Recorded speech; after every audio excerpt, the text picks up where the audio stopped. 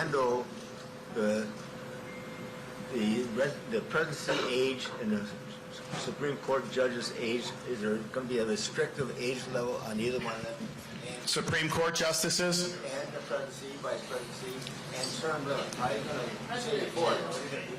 Okay, a couple great questions. So you want to know, is there going to be an age I'm going to look for Supreme Court nominees and vice presidential nominee?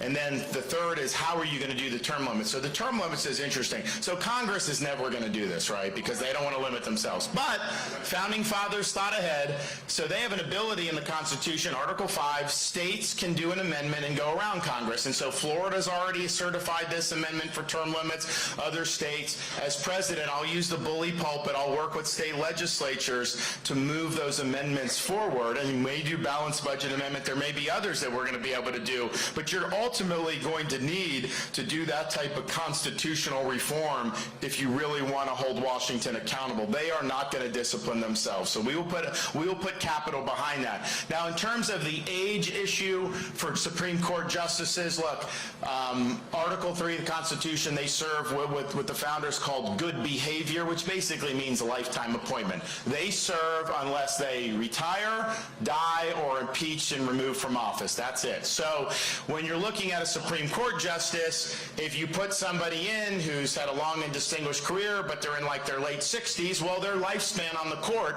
is not going to be as long. If you put somebody on 50, they can serve 25, 30 years, probably. It's interesting, though, when they talk about replacing Supreme Court justices, once these justices get to be like 75, people are like, oh my gosh, they're going to retire, they're so old. Yet, we have people running for president that are in their late 70s and early 80s. What's a more difficult job? Sitting in your office writing opinions or being the doggone president of the United States? We need a president that's got vigor and energy and vitality.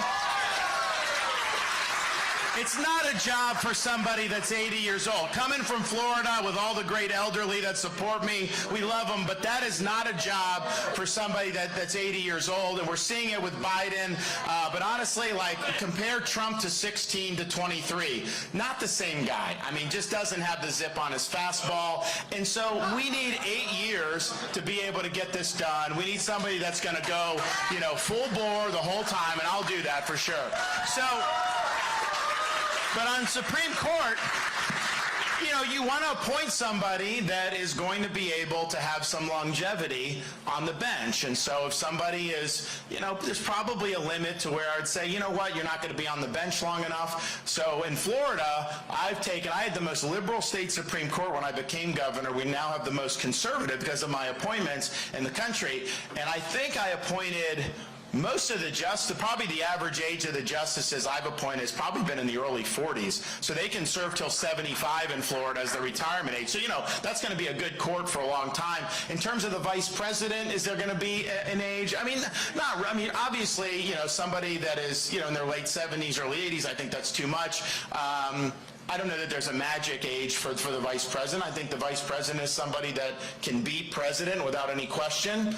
That in the minute you pick them, they can walk in and do the job. And then two, somebody that shares the values and the vision and the agenda. Because you vote for me, you expect those policies. If you put someone on the ticket who's going to diverge from those, that's not following the voters' will. So those are the two things I think are most important with respect to that issue. Yes?